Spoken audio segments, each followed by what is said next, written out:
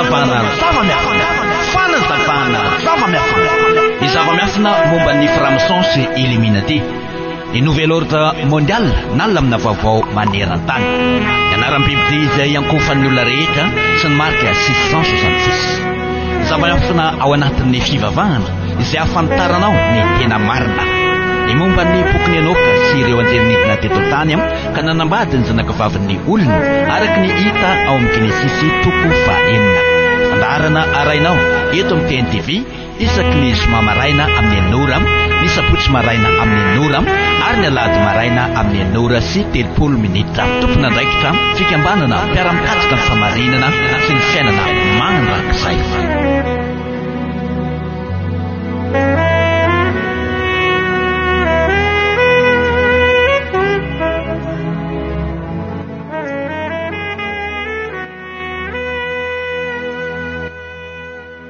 dia tonga eo amin'ny ora sy ny fotoana izay ahafahantsika ao atokantrano manaraka ny toean'ny zava-miafina hoentin'ny fikambanana eto amin'ity fahitalavitra ity isika amin'izao ora izao izahay avy eto anivo ny fikambanana mpiara-mikatsika ny famarinana sy ny fiainana mandrakizay kosa tonga eo amin'ny fotoana ahafahanay manohy ny toean'izany fanjavana zava-miafina izany noho izany dia tolorana fisaorana ilay namorona zao tontolo izao manome antsika tombonandro sy famindram-poa mbola ahafahanao mijery nyity fandaharana ity sy ahafahanay manohy an'izao fandaharana izao ary tolorana arahaba sy firarintsoa isika tsirairay avy ao atokantranao ny fahalalana ny famarinana sy ny fahafantarana nireo zava-miafina rehetra tongavana any amin'ny fanjakan'ny lanitra ny ho fantatrao rehefa mijery sy tapaka an'izao fandaharana izao ianao satria zava-miafina marobe no efa nampafantarina teto sy mbola ho ampafantarinay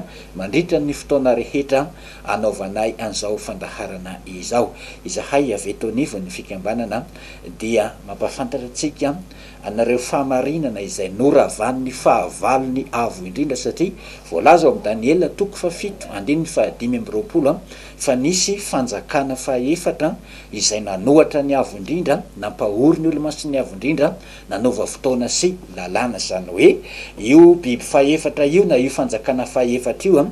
dia tena fahavalo nanohatra amin'ilay namorona zao tontolo zao mihitsiny dia ny fampitohy sy ny fandray tamin'izay ny voalazo amin'ny apokalipsy toko 7:10 izay ahitantsika anareo biby diroa mpanompon'ny dragona izay nomeny ilay dragona fahefana sy hery lehibe sy seza fiandrianana ary dia nanenjika anareo olo-masony avo indrindra izany biby diroa izany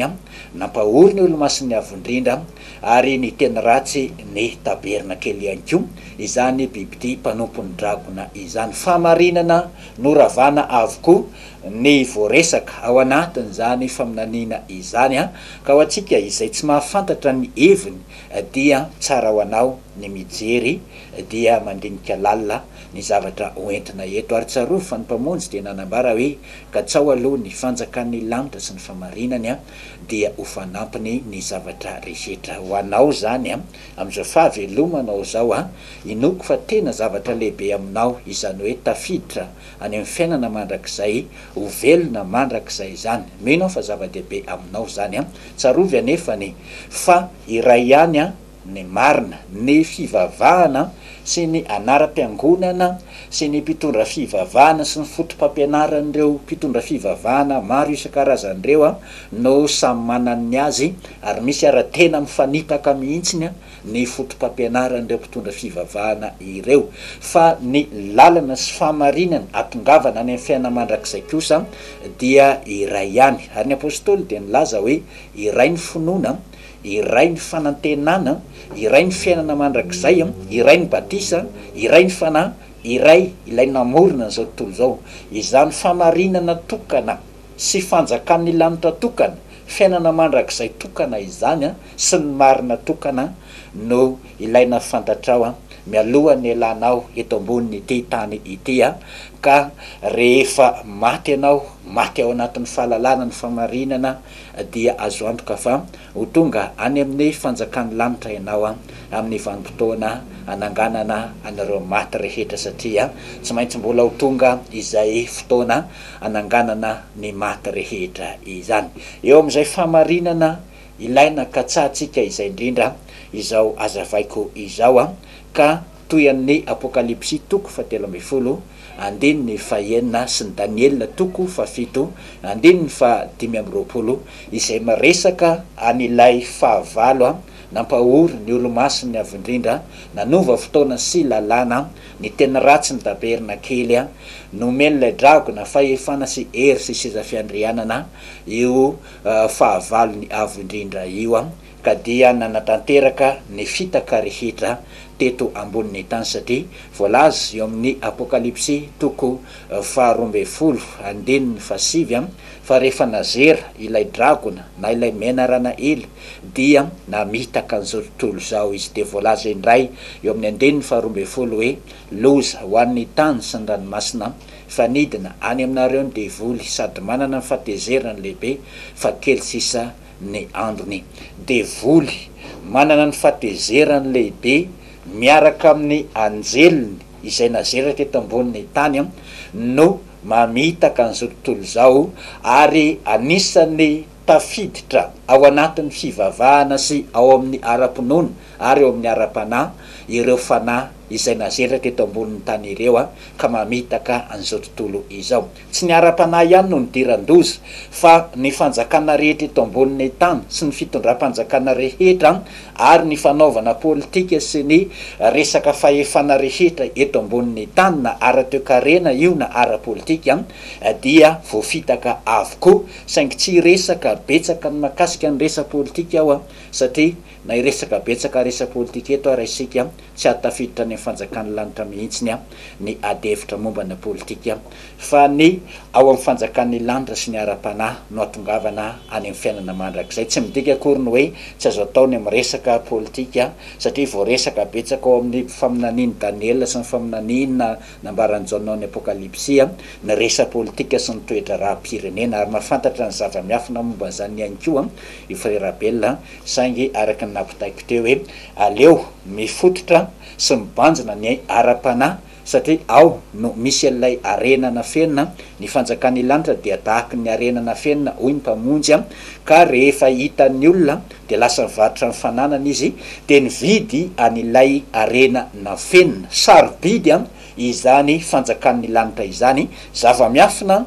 no nitenenany mpamonjy ny resaka momba ny fanjakan'ny lanitra ary izy mihitsy no nanambara ao amin'ny Luka toko 7:10 manao hoe ianareo no navela ahafantatra ny zava-miafina momba ny fanjakan'ny lanitra fa amin'ny hafa dia fanoharana no itenenako aminy mba hijery mandrakariva izy fa tsy ahita ary andre mandrakariva ihany fa tsy ahafantatra. Fanontaniana no apetrako amintsika manao hoe ianao ve lay mijery mandrakariva fa tsy mahita, mandre mandrakariva ihany koa fa tsy mahafantatra, sa ianao lay navela ahafantatra ny zava-miafina momba ny fanjakan'ny lanitra fa ny boky apokalipsy sy ny boky ny Daniel zay azavaiko eto dia zava-miafina momba ny fanjakan'ny lanitra tamin'ny alalan'ny fanoharana no nitenenany avo indrindra tamin'ireo mpaminany ireo. Andeha ho tohizako ny fanjavana fa teny atsipy any anatin'ny sainy zay afaka mandinika fotsiny izay teny rehetra izay. Amin'ny apokalipsy toko 17 andininy fahenina hatrany no lesona azavaiko toy izao ny vaky ny teny eo eny ary nanokatra ny vavany hiteny ratsy ny mpamoriny izy dia ny teny ratsy ny anarany sy ny tabernakeliny dia ireo mitoetra any an-danitra. Mitoy an'izay ny Daniela toko 7:20 manao hoe ary nanohatra ny avo indrindra izy sy nampahory ny olo-masiny avo indrindra ary hitady hanova fotoana sy lalàna ary atolotra eo an-tanany ireo ambara-pahatapitra ny fetrandro ray sy ny fetrandro roa ary atsasaky ny fetrandro. Eo amin'ilay atao hoe manova fotoana sy lalàna isika zao sy eo amin'ilay atao hoe miteny ratsy ny tabernakely efa nazavaiko teto fa iray ihany no hevitra zany teny zany. Ny lalàna napetraky ny avo indrindra ao amin'ny didy 10 izay ao anatin'ny tabernakely, tao anatin'ny tabernakely nametrahana didy 10 dia nitenenan'ilay biby dia ratsy io taberina kely io le biby ty voalohany no resantsika eto. De rehefa nitondra ny fanjakana Romana ireo amperora izay nifandimby de nisy an'ilay emperora Constantin ary efa nazavaiko teto niaraka tamin'ny pirofo fa ny emperora Constantin no nanangana voalohany an'izany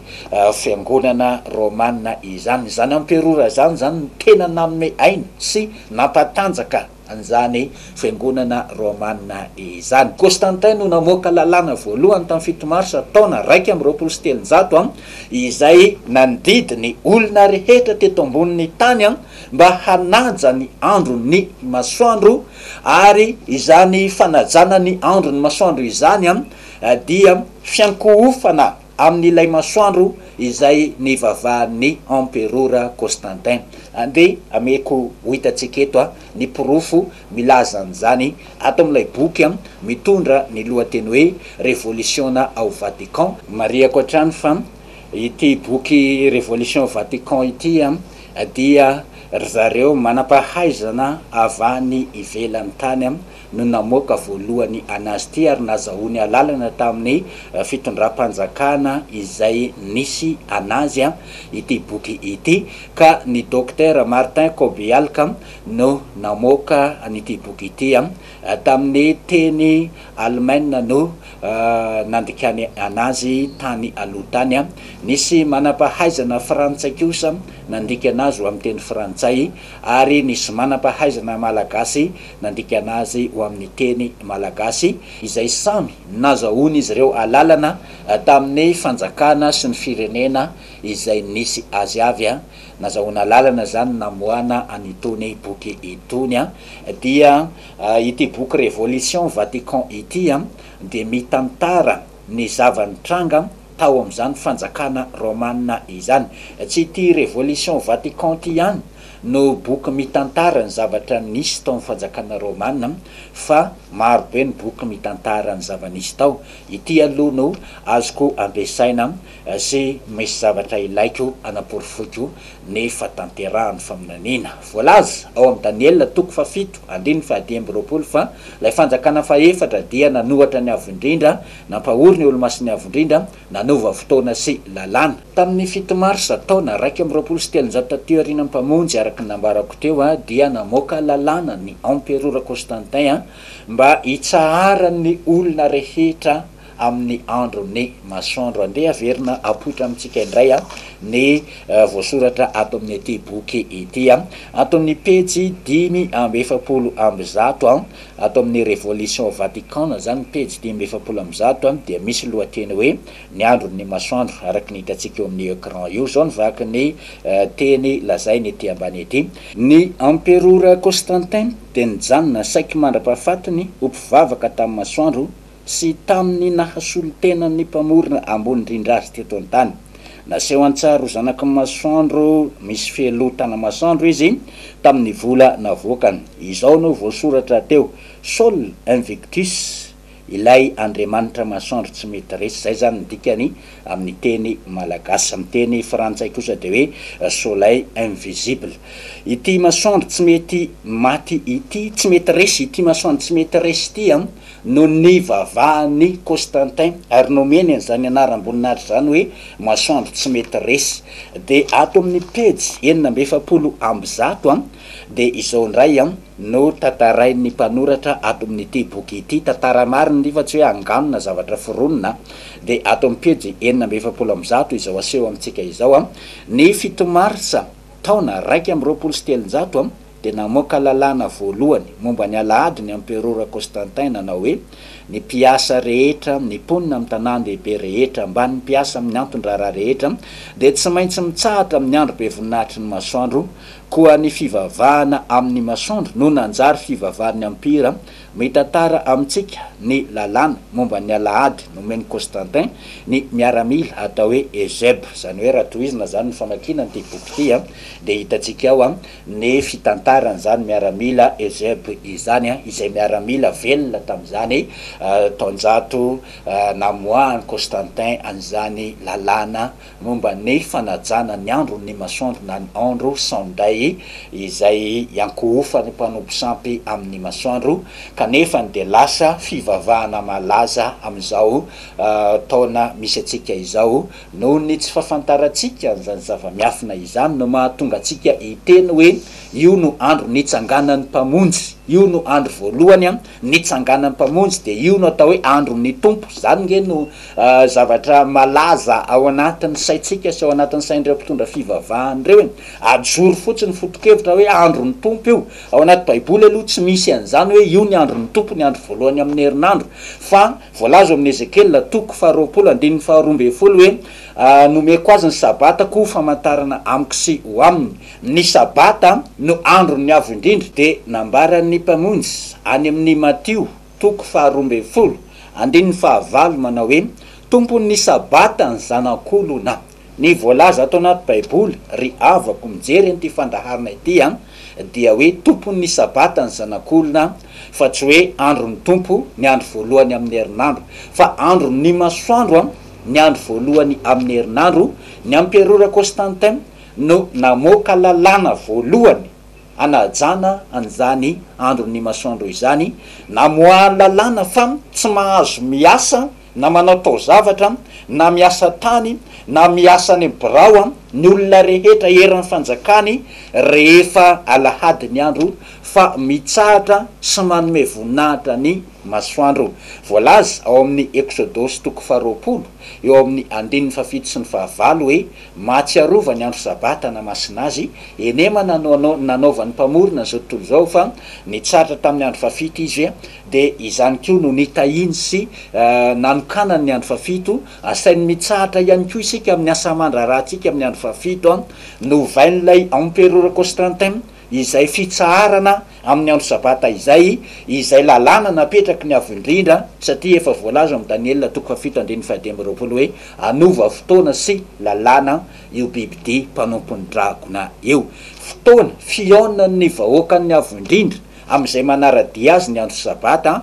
dia novain'ilay Emperora Romana izay fotoana fionana amin'ny avo indrindra zay ka nataony any amin'ilay masoandro indray ny fiaonana sy ny fandoliana natokany ho an'ilay masoandro ny fivavahana, dia nanaraka ny fivavahany Emperora ny olona rehetra teto ambonin'ny tany rapitso indray manoy ny porofo sy ny zava-miafina ary manamarina ny fatanterahany faminaniana ao anatin'ny fandaharana rehetra izay hoentiko eto averiko hatrano hoe raha misy olona mitady sy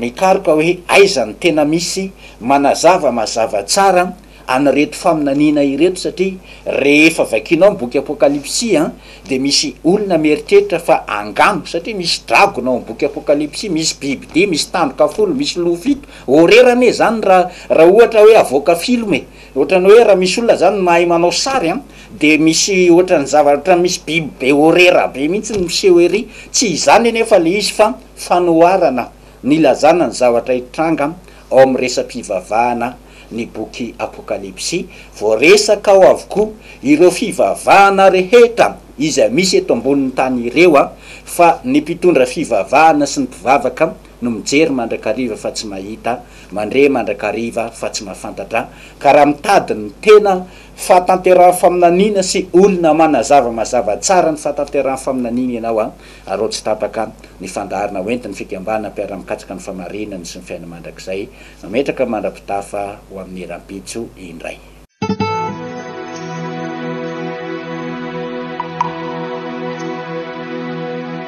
Fanazavana zava-miafina ny zava-miafina momba ny franc-maçon sy Illuminati, ny nouvel ordre mondial nalamina vaovao maneran-tany, ny anaram-bibidy izay ankofan'ny olona rehetra sy ny marika 666. Zava-miafina ao anatin'ny fivavahana izay ahafantaranao ny tena marina, ny momba ny boky Enoka sy ireo anjelinidina teto tany ka nanambady ny zanakavaviny olona araka ny hita ao amin'ny Genesisy toko 4. Fandaharana arainao eto amin'ny TNTV isaky ny zoma maraina amin'ny 9, ny sabotsy maraina amin'ny 9 ary ny alahady maraina amin'ny 9 sy 30 minitra. Tompona andraikitra fikambanana mpiara-mikatsika ny famarinana sy ny fiainana mandrakizay.